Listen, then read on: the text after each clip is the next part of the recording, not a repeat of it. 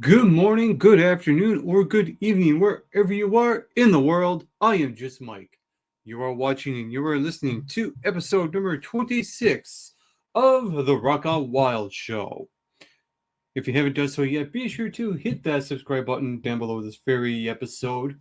You can also like this video and share this video to everyone you know and spread the word about the Rock On Wild Show. As you see from the title of this very episode, I will be going over the hit TV series Dexter, and I'm going to rank every season of the show overall from Dexter season 1 to up to and including Dexter Original Sin. There are overall 10 seasons, so it will be a top 10. That's on the docket for the main event for this very episode of episode number 26 of the Rock Out Wild Show. Also, I'm going to look at on this day for June the 25th in the world of music, professional wrestling, pop culture, movies, and television as well. As of this recording, it is June the 5th, 2025, and it's a bright and nice sunny day out. And went up to at least almost 30, and now it's 23 degrees. What a beautiful day. Probably the best summer day so far this year on June the 5th. But this episode will be aired in just 20 days from today. That's why I love doing these shows in advance, so I can get this done and on to the next one to work on. With that said, I am going to open up this episode with a movie review reaction to an old movie review of mine. This one is for The Drop. I do believe this movie stars Tom Hardy and a few other actors in this as well. So what I'm going to do, I am going to start up the camera and wave to everybody first. Hey! And I am going to react to my movie review for The Drop. So I'm going to present, share screen, The Drop movie review. Make sure the audio is on. Perfect. Let's put this full screen and let's react. In 3, 2, 1, go. You know what the best part of this movie was? It was how the way this movie ended. You talk about the holy shit moments out of the holy shit moments that I've seen so far this year. Holy shit! What an intense movie this was, and this is by far one of the best intense movies I've seen this year, and I'm about to tell you why. We're off to a great start. Hey, what is up, all movie fans in the movieverse? Welcome to the Mike McRock Movie Review YouTube channel. Right now I'm going to talk about a movie that I just seen this weekend, and it is called The Drop. This is a crime drama, and it's about two guys who own this bar. Well, not own the bar, but they manage the bar in Brooklyn, New York, and it's owned by the mobsters. And basically what happens is that the bar gets robbed, and Bob, who plays Tom Hardy, gets caught right in the middle of it, and there's something going on with James Gandolfini's character, and Tom Hardy was just really, really excellent in this movie. Now, this guy could play anything, and he's never the same. Look at Star Trek Nemesis, I think it was. Look at Batman. Yep. Look at Inception. Look at Lawless. I mean, this guy, Tom Hardy, was so good in this movie. Oh, the payoff at the end. Bingo. Shit hit the fan. That was the moment. And you could sort of tell where the movie was going, but I like that it was not as predictable as you think it was. Yes, there were some cliches. Like there's one scene where this bad guy walks in, like breaks into someone's house, and there he's eating a sandwich. And I guess they're trying to get the idea that when the other person walked in, the person got scared of him and stuff like that. So, I like how they have some originality in their cliche moments. I will give this movie credit for having some originality in a movie where you kind of seen it all before. You know, this movie had a lot of mobster elements, and what I like about this movie is that James Gandolfini's character was excellent. Oh, James The way Gandolfini. he Nice. expresses himself in his facial expressions, you can tell there's some. By the way, God rest James Gandolfini. He unfortunately passed away. Um, but I remember James being really, really good in this movie. I actually do. Something going on with him, and he's kind of trying to do something that he really shouldn't be doing, but I just can't give away too much because this movie was so detailed and it really relied on the dialogue. It was dialogue heavy driven. This was acting well done. Oh man, this was so good. This movie, I mean, and there's also this chemistry between Tom Hardy and no, Naomi Rapace's character, and he You know, finds a great. dog in a trash can, and he has to take care of it, but he's not ready to take care of it. So I like how, even though this movie is so serious, they kind of lighten it up by using the dog as a plot device, and everything is all connected at the end, and it's not like this movie has an ending where you just pop a balloon and it's like, oh, okay. No, it's not like that. This movie has a real excellent ending, and I will give her props for the payoff. It delivered. The execution of the scenes in this movie were well delivered. The acting was well delivered. The only little nitpicky I think I had with this movie is that it is a little slow, but the slow burn of it really does pay off at the end. It was Mhm. very intense. It was very gritty. I like how the bad guys were in this movie. I like how the police officer was. I mean, there's not a lot of bad acting going on in this movie at all. It's just one of those movies where you just sit back and relax and enjoy it. But this movie's not for everyone. I mean, if you like a movie with a lot of action, you're probably not going to like this because there's Right, only a little bit of action at the very end. right, right. And the nice surprise at the end, like I said, it was all worth it. And I'm going high for this movie. This movie really delivered, and I really enjoyed it. It was very intense, and everything about it. Oh, it was just one of those great movies. And even though all that is all said in this review, this is James Gandolfini's last movie. Yeah, And it is sad and tragic that he is gone, but what a good way to go out. James Gandolfini, yeah, I agree. you are excellent. You're an excellent actor. Thank you. So, with all that said, I'm going to give this movie 83 points Oh, out of 100. I that highly recommend this to you. And if you saw the drop, what did you think about it? Feel free to chime in, comment below, and tell me what did you think about this excellent crime drama with a lot of good thrilling aspects.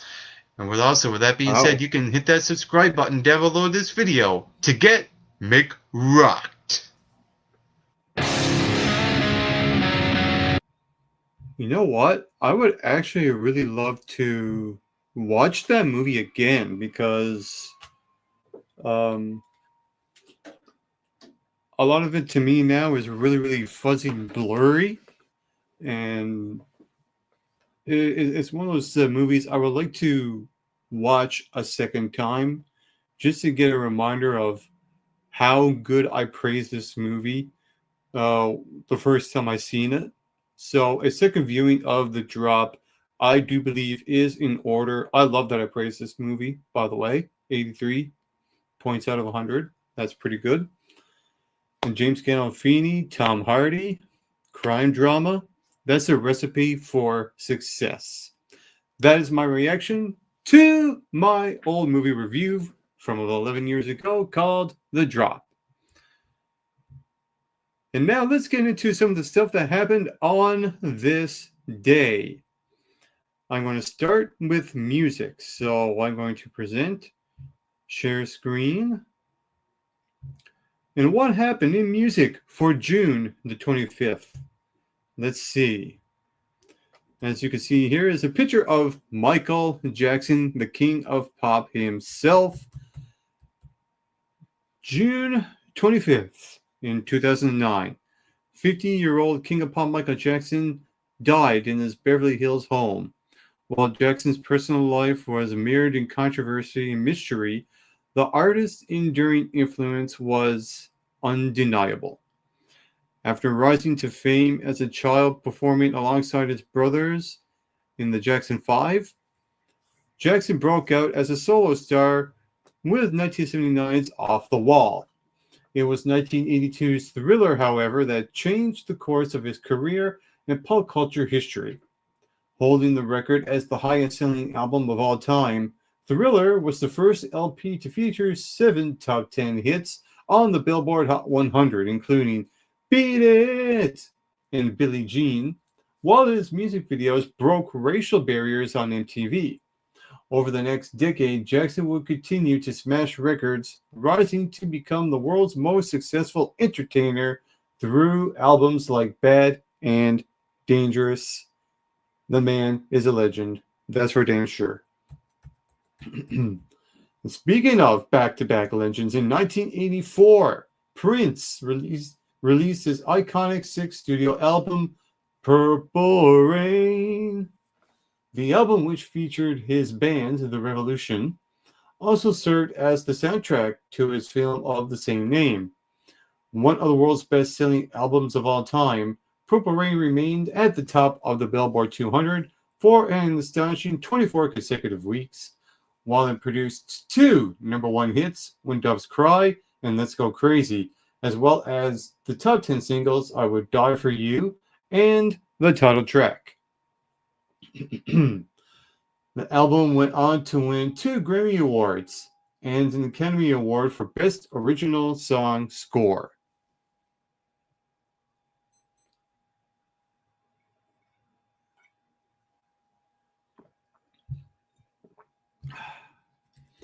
In 1967, the Beatles performed All You Need Is Love live via satellite to 400 million viewers in 25 countries.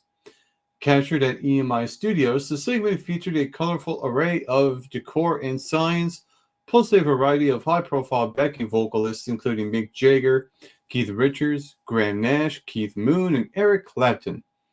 The performance was part of the groundbreaking Our World TV production, which marked the first multinational production broadcast via multiple satellites. In 1988, with Foolish Beat, 17-year-old Debbie Gibson became the youngest female artist to write, produce, and record a number-1 hit on the Billboard Hot 100. And in 1988, 26-year-old Helio Slovak, the founding guitarist of the Red Hot Chili Peppers, passed away of an overdose.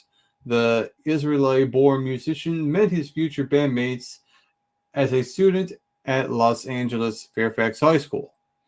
While he did not appear on the band's debut album, he can be heard on 1985's Freaky Styley and 1987's The Uplift Mofo Party Plan.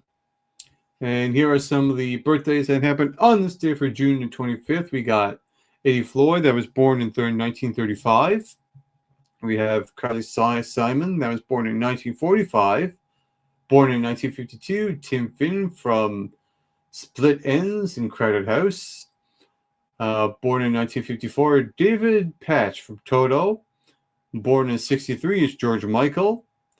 Born in 1972, Mike Kroger from Nickelback. And Charlie Self from Blossoms was born on June 25th, 1991. Those were the things that happened on this day in the world of music.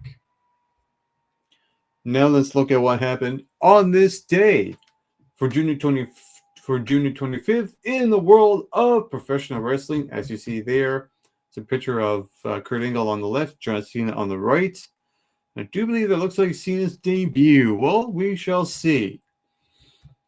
Let's go the earliest one here. 1968, Bobo Brazil beat Giant Baba for the NWA International Heavyweight Championship in Nagoya, Japan. He would lose the title back to Baba 2 days later.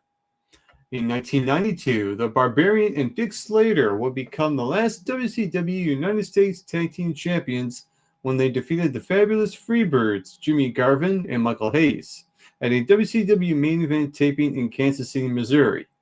The titles would be retired at the end of July 1992. In 1976, WWF Showdown at Shea took place at the Shea Stadium in Flushing, New York. In the main event, Antonio Inoki and Muhammad Ali fought to a draw in a boxer versus wrestler match showdown to the stadium crowd of 32,000 fans via closed circuit television from Tokyo, Japan. Bruno Sammartino retains the WWF World title against Stan Hansen by countout, and Andre the Giant defeated Chuck Wepner by countout in the second boxer versus wrestler match on the card. In 1990, the Legion of Doom, Hawk and Animal, made their WWF television debut in a squash match at the TV tapings from WWF Superstars of Wrestling in Dayton, Ohio. All I have to say is, what a rush. In 1994, Sabu defeated Terry Funk in the main event of the ECW Yonkers show in Yonkers, New York. Tommy Dreamer picked up a disqualification win over the ECW World Champion Shane Douglas. Tommy Caro defeated the Sandman in a Singapore cane match, and Johnny Grunge and Rocco Rock retained the ECW Tag Team titles against Don and Ron Harris. In 1995, the third WWF King of the Ring pay-per-view took place in the historic Philadelphia Spectrum in Philadelphia, Pennsylvania. This event is regarded by many longtime wrestling fans as one of the worst WWF pay-per-views of all time. Savio Vega was added to the tournament after picking up a win over IRS for a vacant spot in tournament bracket on Sunday Night Slam pre-show. The vacant spot was left by Razor Ramon, who was unable to compete due to a legitimate rib injury picked up during the ladder match against Jeff Jarrett for the Intercontinental Championship earlier that month. The tournament was won by Mabel from the Men on a Mission tag team, who recently turned heel. Mabel picked up a rare pinfall victory over The Undertaker during the pay-per-view and defeated Savio Vega in the finals. In the main event of the show, WWF champion Diesel and Bam Bam Bigelow defeated Psycho Sid and Tatanka from the $1 Million Corporation. Also, Bret the Hitman Hart defeated Jerry the King Lawler in a Kiss My Foot match, and Shawn Michaels and Kama wrestled to a tournament draw during a King of the Ring tournament match. I don't want to be doing any Kiss My Foot matches at all. I'm just saying. In the year 2000, The Rock pins Mr. McMahon during a six-man tag match to win his fourth WWF World Championship in the main event of the 8th King of the Ring pay-per-view, which took place in Boston, Massachusetts.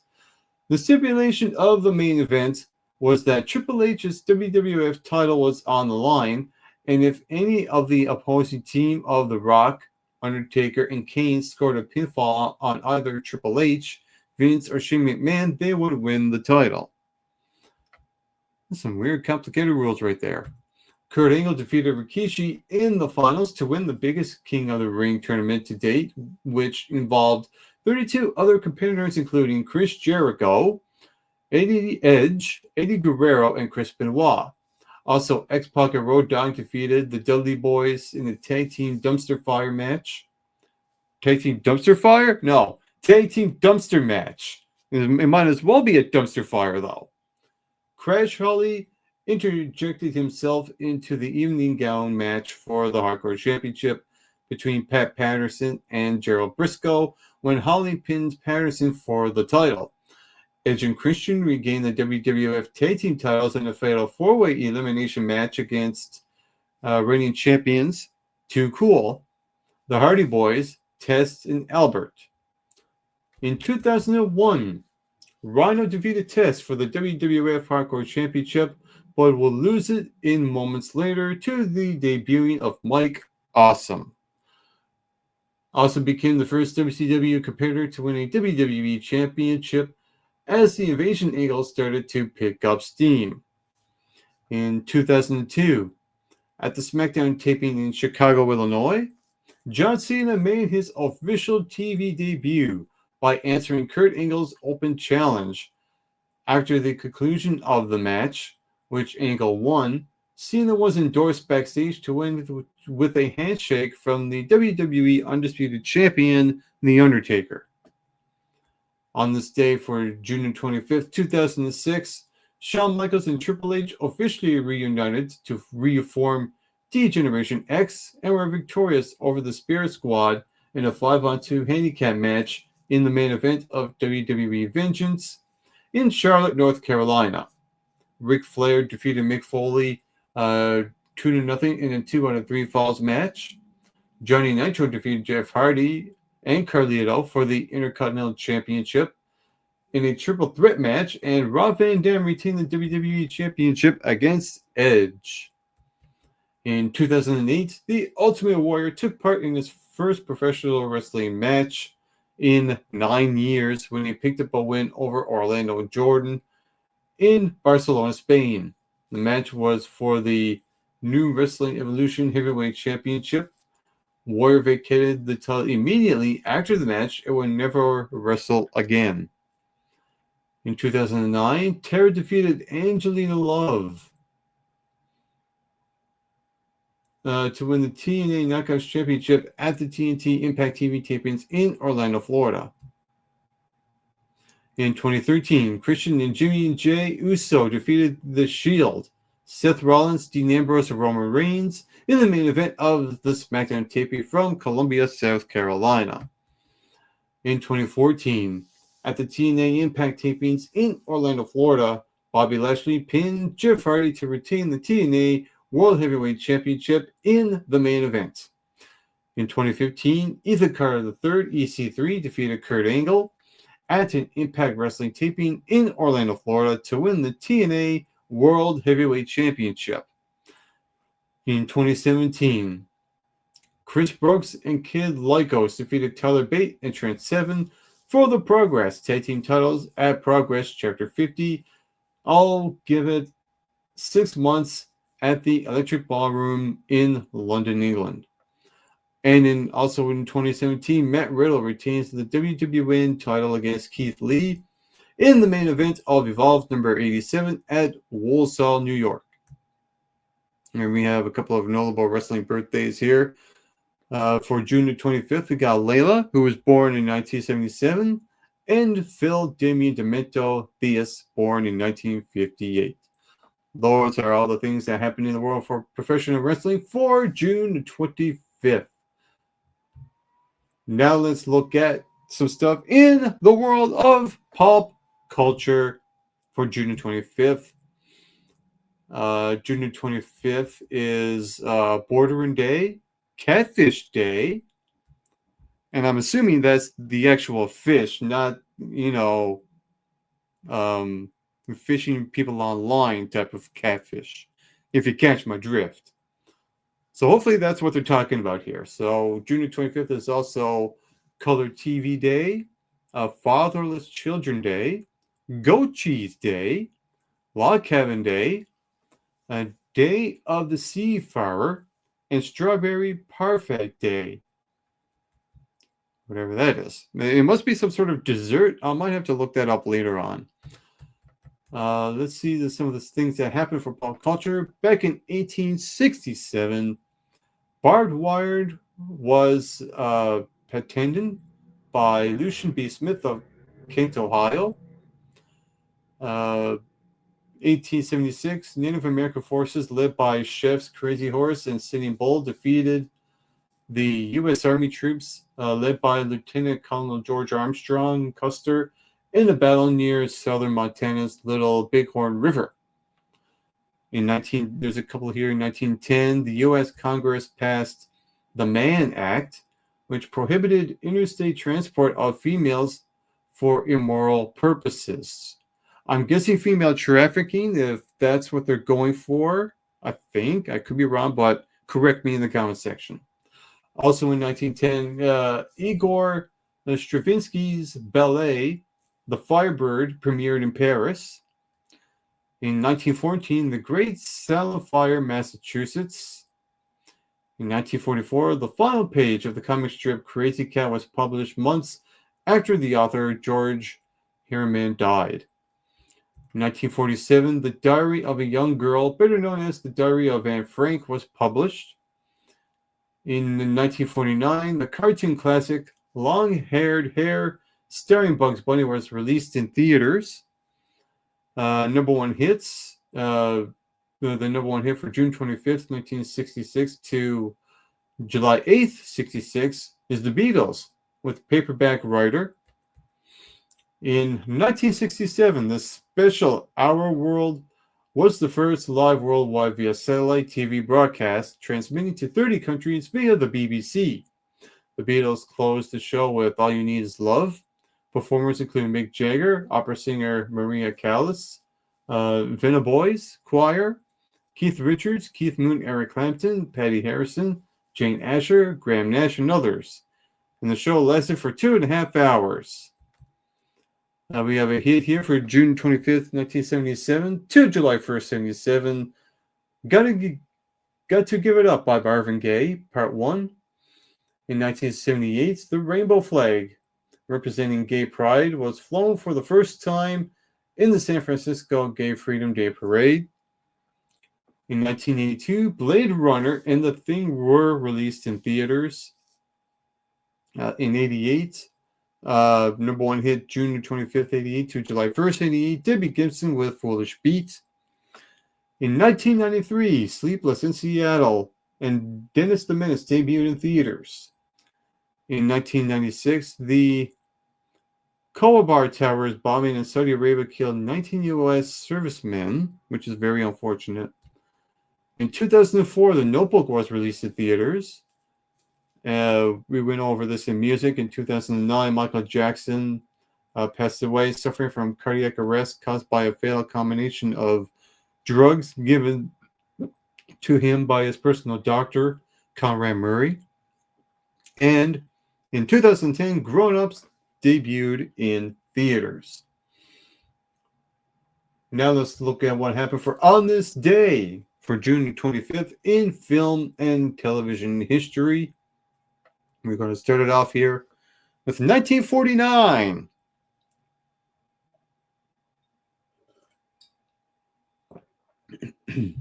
Long-Haired Hare, animated short starring Bugs Bunny, is released in theaters.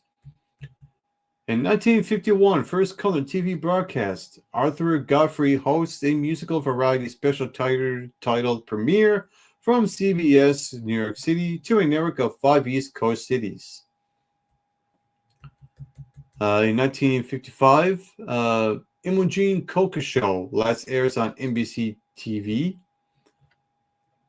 In 1956, WKNO TV Channel 10 in Memphis, Tennessee, PBS begins broadcasting. In 1957, Jonathan Winter Show last aired on NBC TV. In 1960, Lorraine Hansberry's stage drama A Raisin in the Sun, first Broadway play by a black woman, starring Ruby Dee as Sidney Poyer, closes at the Bill Succo Theater, New York City, after 530 performances. In 1965, 15th Berlin International Film Festival, Alphaville wins the Golden Bear. In 1967, first global satellite television program, Our World, broadcast featured 19 acts representing 19 nations, including the Beatles singing All You Need Is Love, which is something we went over a couple of times already. In 1967, KPBS TV Channel 15 in San Diego, California begins broadcasting. In 1969, 19th Berlin International Film Festival, Early Works wins the Golden Bear. In 1976, 26th Berlin International Film Festival, Buffalo Bill and the Indians, or Sitting Bull's History Lesson, wins the Golden Bear. I know we can't say that certain word anymore because of political correctness, but I digress. 1976, June the 25th, supernatural horror film The Omen, starring Gregory Peck and Lee Remick, premieres in the US. In 1982, science fiction film Blade Runner, directed by Ridley Scott, starring Harrison Ford and Rutger Hauer, is released.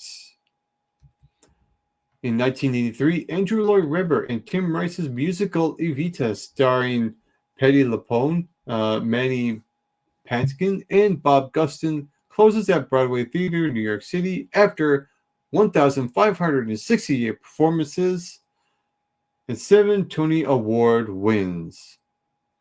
In 1988, Roger Rabbit cartoon character debuts in Who Framed Roger Rabbit, and I watched that movie in French too. In 1989, Day by Day last aired on NBC TV. In 1990, Dave Thomas Comedy Show last airs on CBS TV. In 1990, NBC decides to air episodes of Quantum Leap for 5 straight days. In 1993, Late Night with David Letterman airs for the last time on NBC TV. And also in 93, Glastonbury Festival in Pilton, England opens. The Black Crows and the King's headline. Other performers include Winston Marsalis, Robert Plant, Velvet Underground, Hothouse Flowers, Van Morrison, John Prine, Rolf Harris, Lenny Kravitz, and Bare Naked Ladies. In 1996, Independence Day, directed by Roland Emmerich, is starring Will Smith, Bill Pullman, and Jeff Goldblum, premiered in Westwood, California, and I heard that movie slaps good. In 2014, Glastonbury Festival in Pilton, England opens. Arcade Fire and Metallica headline. Other performers include the Black Keys, Lana Del Rey, Dolly Parton, Robert Plant, Brian Ferry, and Ed Sheeran. And that's all the things that happened on this day for June the 25th.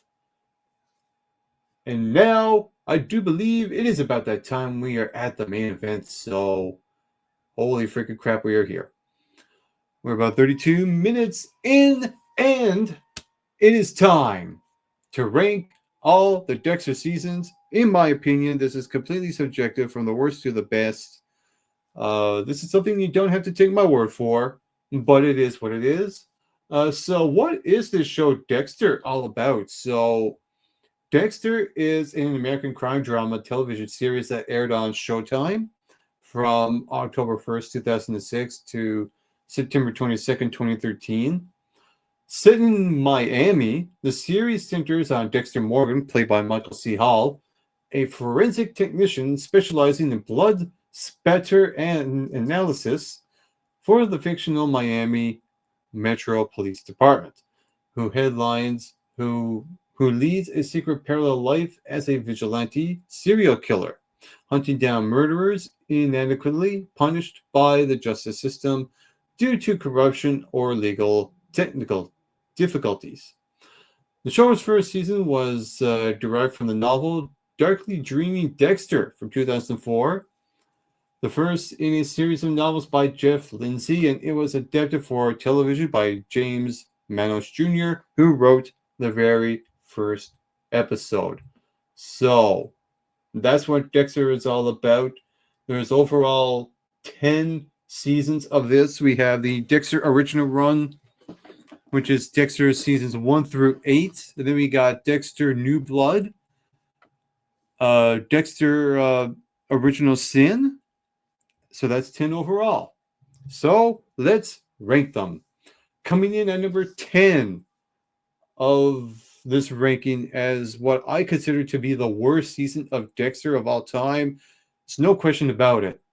It is Dexter Season 8. What went wrong with this season? Well, let's go over this. Well, the way I see it, the writers have really written themselves into a corner with this season. They found themselves mostly creatively bankrupt, I thought, therefore they couldn't commit to any ideas. They would go down a path, they would go down a story, and they would immediately undo it or uncut it. They had the ideas that weren't properly set up. Not only was the ending of the season not satisfying, it was also very frustrating as well. And the show made a huge deal of. Here's one example of how they kind of undercut something and they do something else.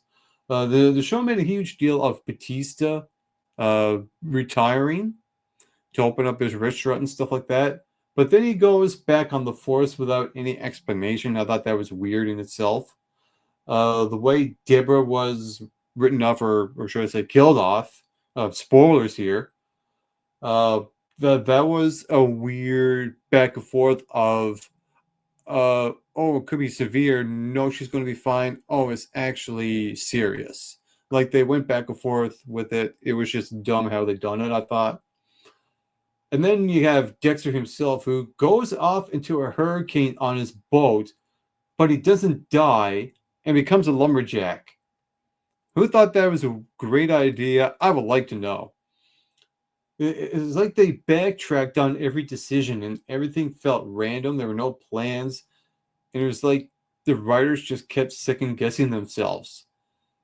Now, here's what I kind of do like about season 8. I will give it this.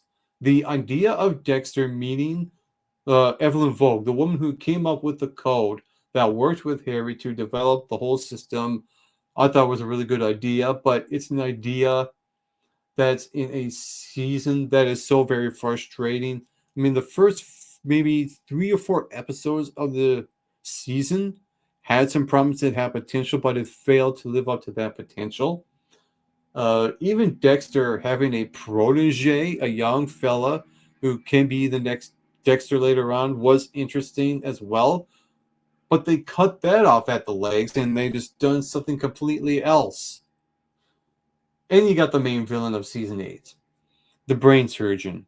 And the brain surgeon I thought was mostly forgettable and just absolutely generic. There was no substance to him. The actor wasn't really cutting it for me. Uh, they could have done a whole lot better with the main villain in this season. And the final couple of episodes, Dexter makes dumb decisions that came across as cheap, lazy writing. I mean, Dexter had the brain surgeon on his table, and what does he do? He doesn't kill him. What?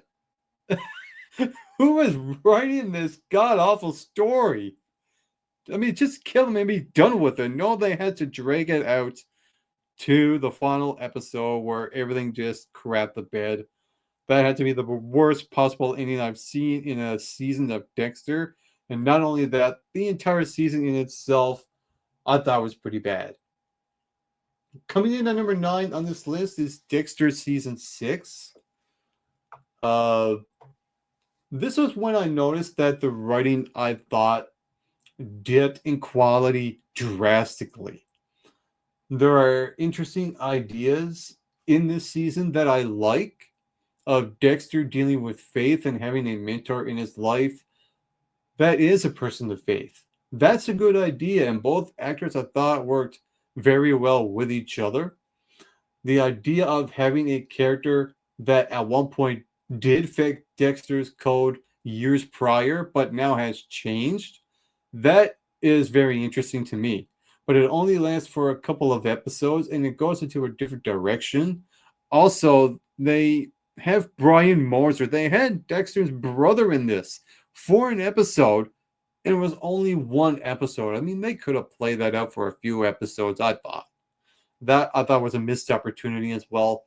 Then it goes into some really bad ideas, and they were executed poorly, like Deborah being promoted to captain of the department, though she clearly doesn't have the proper temperament to be in charge of a group of people like this.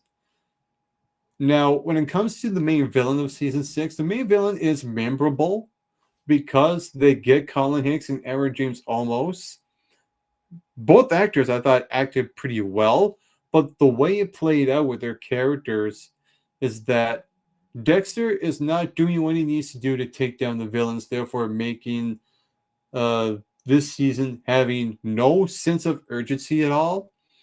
It comes to a point where Dexter is in the middle of a season and he just goes off to Nebraska and he does nothing. He literally does nothing. While there is a big threat out there, Dexter does nothing. That just goes to show you how weird this show was around this time.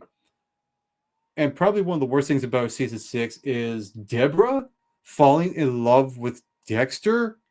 They are brother and sister. No, they are not blood related, but it's pretty close to the same damn thing. I don't understand it. That threw me off the loop. That was awkward. They didn't need it. It wasn't necessary. A lot of things in season 6 wasn't necessary. There's a little bit of redeeming qualities to it throughout, sure, but as a season overall, they tried to play cute with the twist. It didn't work, and it just fell apart at the end of it. Coming in at number 8 on this list is Dexter New Blood. Now, this season, when it comes to Dexter New Blood, the season feels so detached from the rest of the show because it doesn't have the standout side of characters the rest of the seasons have. Uh, Dexter himself finds himself isolated out in the cold and not in warm Miami, Florida at all. So those changes kind of make the vibe of the show kind of dull. But when it comes to the context of the story from episode 1 to 80% of episode 10, it was pretty damn good. They had Clancy Brown as the main villain. I thought his performance was fantastic. He's one of the better villains of the entire series. He's far better than maybe the last couple of villains on the Dexter original run. But notice I said 80% of episode 10. Well, that's because it was pretty good up until that point, but then the last 20% of the final episode happened, and everything, and I mean everything, fell apart by the end of it, which in turn makes that 80% beforehand inconsequential. The moment Dexter killed off Logan, who was a really good guy, a guy in the police force, the moment he killed him, that's when that series died. And it felt like the scenes after that played out after that death was kicking a dead horse while it's down. I don't understand. And then you have Dexter supposedly died, but he's coming back for Dexter Resurrection. But the writer and the director told us, the audience, that Dexter died. And his death didn't feel earned. His son ultimately shooting Dexter in the heart did not sit well with me. I thought it was very rushed, and they just, I don't know what they done, but they drastically crapped on the entire show. Yeah, that season is very frustrating the more I think about it, but there is some good. Like I said, there's some good in Dexter New Blood. It was just those last 20 minutes of the final episode destroyed everything. I can't defend it. I really can't. Coming in at number 7 on this list is season 7. So, Dexter season 7 is an odd mix of plot lines and characters that I did enjoy and plot lines that were handled totally wrong, I thought. Now, on the positive side, the main villain, who is Ray Stevenson, I really dig his character. I love his performance. I love his performance. The guy is an absolute badass, and I really dig that plot line and his character with incorporating this Russian mob into the mix. And this guy is out for revenge to kill Dexter, but it turns out that he kind of likes Dexter, and they kind of get along by the end of it. They have this interesting bond. It's a different type of villain for a Dexter season. and it's a different type of villain plot line I really liked. Interesting dynamics between the two characters, and you really couldn't go wrong with this at all. The idea of Hannah's character is okay now. Hannah becomes Dexter's girlfriend in this season. And here's the thing, I do find it bizarre that Hannah was set up to be Harrison's mother later on, but in this season doesn't feel like it was building up to that at all. That was weird, I thought. I mean, here we have Hannah that is trying to kill Dexter's sister, and yet Dexter gives his baby to Hannah later on. Again, I say, who is writing this? Then we have Deborah lecturing Dexter about him being a serial killer and all that stuff, which didn't feel like it was fun at all, and it sucked the life out of the season, I thought. Now with Maria LaGuerta in this season, tracking down Dexter and trying to get justice for James Stokes, I thought was really, really good. She handled herself very well. She acted like a detective. She knew what she was doing. She didn't rush to judgment. She handled all the evidence incredibly well. They had a really good setup to the finale of season 7, which was really good. But once LaGuerta was killed off, this killed off the show for me. This sucked. This was bad. This was trash. That's when the show ultimately died. And season 8 didn't help at all. In fact, I can't believe this. Like, of all people, Batista, who was Maria LaGuerta's boyfriend in this, didn't want justice for LaGuerta in season 8? Are you freaking kidding me with this? This is bull freaking crap. The writers should be damn ashamed for themselves. Moving on. Anyway, I'm getting all worked up because anytime when I see bad writing, I have to call it out. But up until this point, from number 6 to number 1, the season's starting to get better. Oh, here we go. Coming in at number 6 on this list is the latest in the installment. That is Dexter, Original Sin, Season 1. Now, I went into Dexter Original Sin Season 1 with modest expectations because Season 6 was not even decent at all. Season 8 was bad. Season 9, you got the point. So my expectations for Original Sin were not good at all. Oh my God. So because my expectations were really, really low, coming out of Dexter Original Sin Season 1, this surprised me in a really good way. This is the best possible Dexter fan fiction you can ask for, and I'm happy. I'm absolutely happy with Dexter Original Sin. No, it's not the greatest season of the bunch, but it's not the worst season of the bunch. That's why it falls right in the middle of this. Dexter Original Sin Season 1 was able to tap into that original Dexter vibe that made the early seasons so damn good. You get that same dark humor. You feel like watching the early days of Dexter. It is very reminiscent of the good old days of Dexter. It's an enjoyable Dexter experience. It's a fan service project in certain ways. It's going back into the familiar, and it plays it safe. And there's nothing wrong with playing it safe here. It's not taking any big risks or challenging the audience.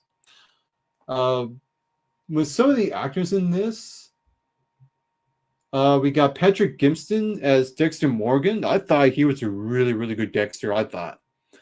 Molly Brown, who played the young Deborah Morgan. I thought she really captured her essence as well. Christina Milian was really, really good as Maria LaGuerta. Christian Slater played a good Harry Morgan, in my opinion.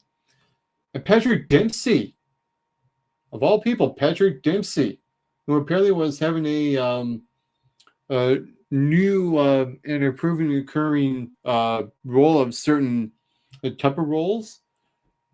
I didn't expect the direction of where his character was going, and I thought it was really good by the end of it. The only thing I will nitpick or talk negative about Dexter Original Sin is that Sarah Michelle Gellar, who is known as who is iconic as Buffy the Vampire Slayer, I thought she was wasted in the season. I didn't understand why she was there. She really didn't have a strong purpose on the show at all. And that's pretty much it. Other than that, maybe Dexter Morgan's brother may have come in a bit too early, but I understand why they wanted to put him in her early so they get the audience to view the show and establish that Dexter has a brother. Even though the original show does establish that, but I guess they wanted to put him in just to make sure that they wanted to get another second season out of this. That's probably why. Coming in at number 5 on this list is season 3. Season 3, I thought overall was a good season. While the writing may not be as tight as the rest of the early seasons, I still thought was pretty good. And as a villain threat, you have Jimmy Smits in this. But I thought they didn't know how to balance the pieces they all had with Jimmy Smits and the Skinner. It leads to a decision of Jimmy Smits getting killed off before we even get to the finale, and just stretching out the Skinner plot line to have another finale that we didn't need. I thought was a bit of a bummer. And the Skinner villain himself is a largely forgettable villain. I thought you really don't remember much of the Skinner. I mean, it's a good season. It's a watchable season. It just didn't make the impression that the other early seasons had, I thought, in my opinion. Coming in at number 4 on this list is season 5. Now, I always really liked this season, even though there was a tiny little bit of a dip in quality from the previous season, but it's not much of a dip for me. It's a solid follow-up to season 4. It made sense to where the character was at of Dexter Morgan. The first 2 episodes were a bit slow, but I think that was done by design because you're just soaked into the deep depression that Dexter was in after Rita's passing. It was a lot of heavy emotions. There's not a lot of fun that you want to see from the show, but I understood it. And another thing I loved is the plot line of Lumen, played by Julia Stiles, who was great in the show. And the idea of Dexter teaming up with a survivor to get revenge on a group of killers is a really good setup for the season. And because you have a group of killers here, that made the season satisfying for when they get killed off one by one, which led to the final boss that was Sherlock himself. The whole thing with Quinn, though, Joey Quinn tracking down Dexter, hiring Peter Weller for the investigation. It's a good idea, but it ultimately fell flat by the end of it. But like I said, John Lee Miller, that's who the main villain is for season 5. John Lee Miller, he was a motivational speaker, but underneath it all, he had a sick, twisted vibe to him. Guy's a great actor, and he pulled off that character very well, I thought. And this whole thing was tick, tick, tick. That's the sound of your life running out. That's something he said through the show. And by the end of the season, it was good. But when you got to the final scene of Deborah looking at Lumen and Dexter disposing of the body, she's not really looking at them. She's just looking at the silhouette. And here I'm thinking, oh my God, you have every opportunity to find out that Dexter is the Bay Harbor Butcher here, and she doesn't take it. Little nitpick, but overall an enjoyable season, which is why it's at number 4. Now we have only 3 seasons remaining. Number 3 on this list is Dexter Season 2. I love Season 2 to death.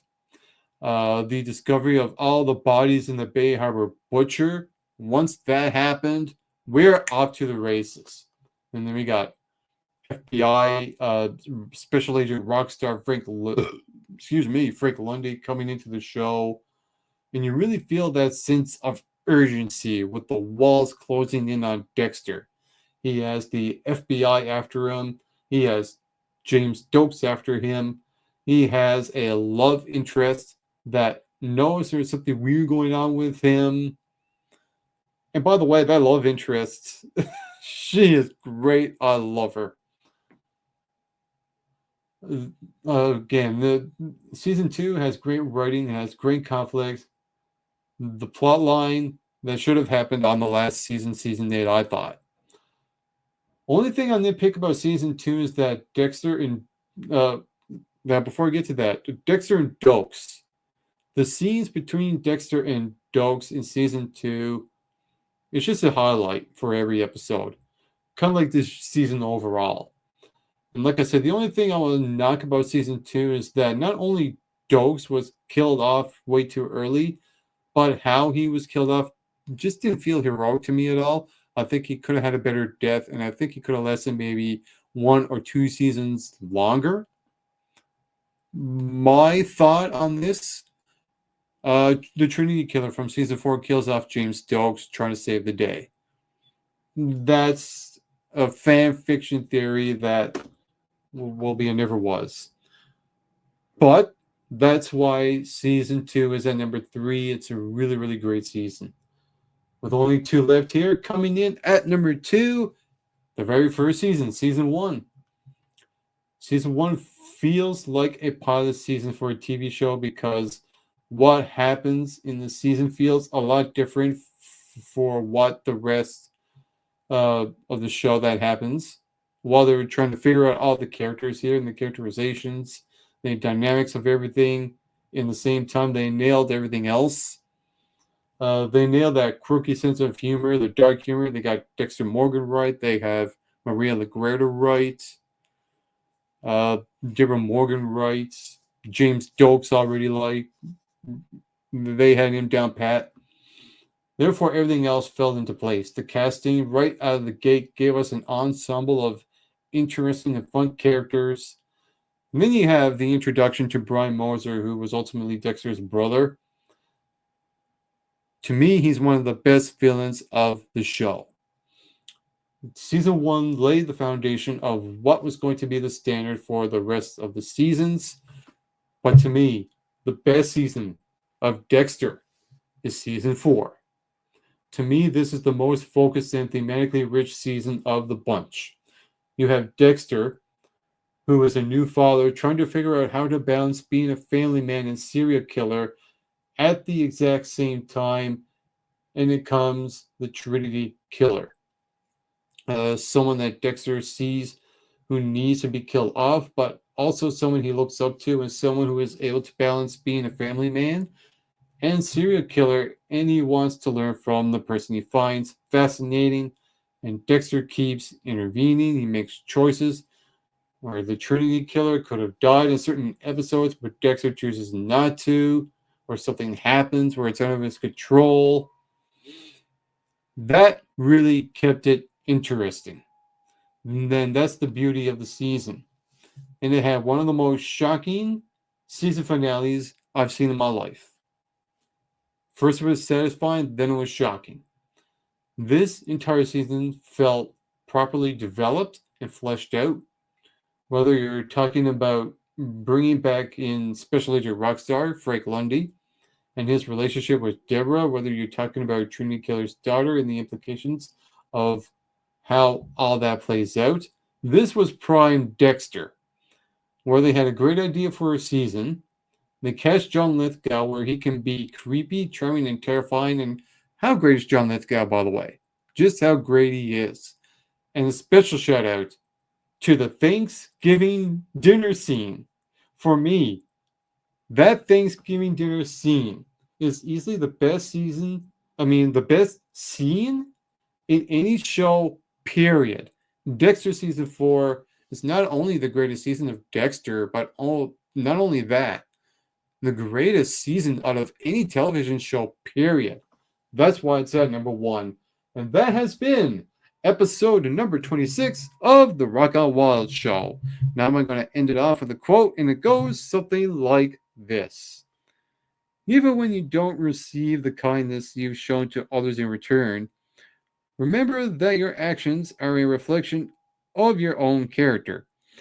Being good to people is a gift you give freely, without the expectation of receiving anything in return. Your kindness has a ripple effect, spreading positivity and warmth in the world. Stay true to your compassionate nature because it brings light and goodness into your life, irrespective of how others choose to respond.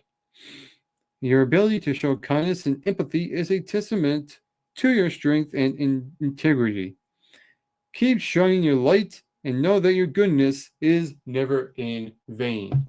I am your host, Just Mike, and this has been episode number 26 of the Rock Out Wild Show. And on a final note, to all of you watching, get plenty of rest and always do your best.